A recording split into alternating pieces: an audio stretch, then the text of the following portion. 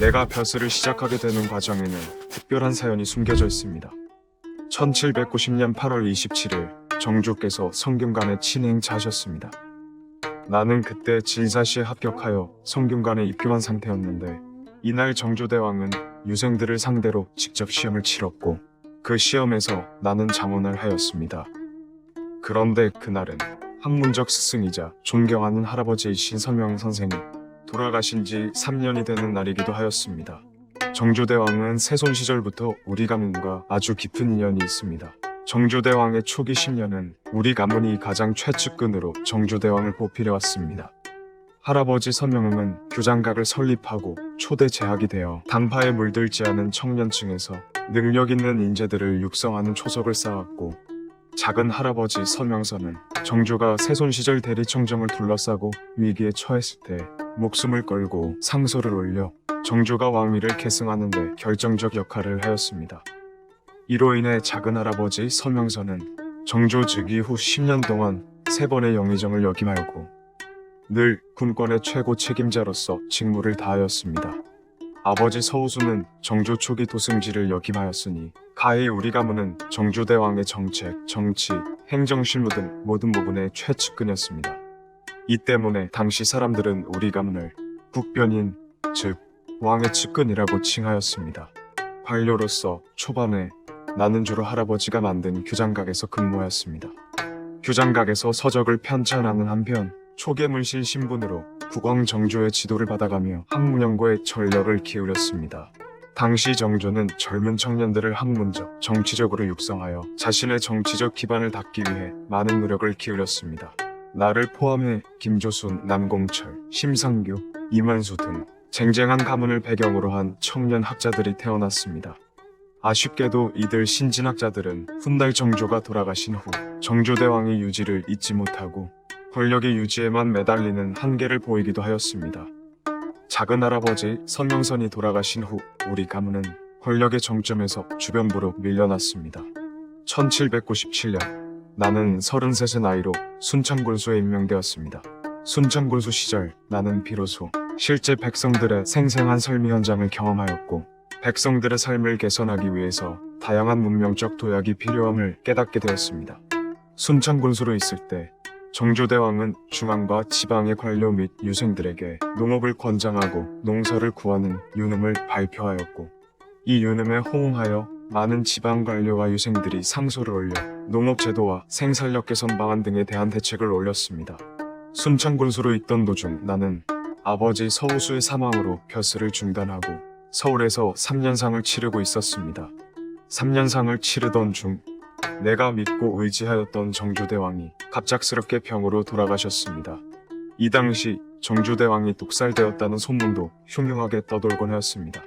정조대왕의 죽음과 함께 반개혁적 노론 권력이 전면에 등장하면서 정조대왕이 추진하였던 여러 개혁적 정책 등이 폐기되었으며 급기야는 김조순과 같이 정조대왕께서 육성하신 신흥 소장 관료들이 이 노론 권력과 타협하는 상황이 발생하였습니다. 이런 상황에서 정약용 형제와 박제가 같은 서학을 수용하면서 조선의 현실을 개혁하고자 하였던 숱한 학자와 관료들이 조정에서 몰려나고 처형되거나 유배되었습니다. 우리 가문도 정치적으로 위기에 처하게 되었습니다. 나는 정조대왕이 돌아가신 후 어떻게든 벼슬에서 물러나고자 많은 애를 썼습니다. 주상께서 벼슬을 하사하실 때마다 사직 상소를 올렸으나 늘 반려되었는데 마침내 1806년 의주부윤을 끝으로 벼슬에서 물러날 수 있게 되었습니다.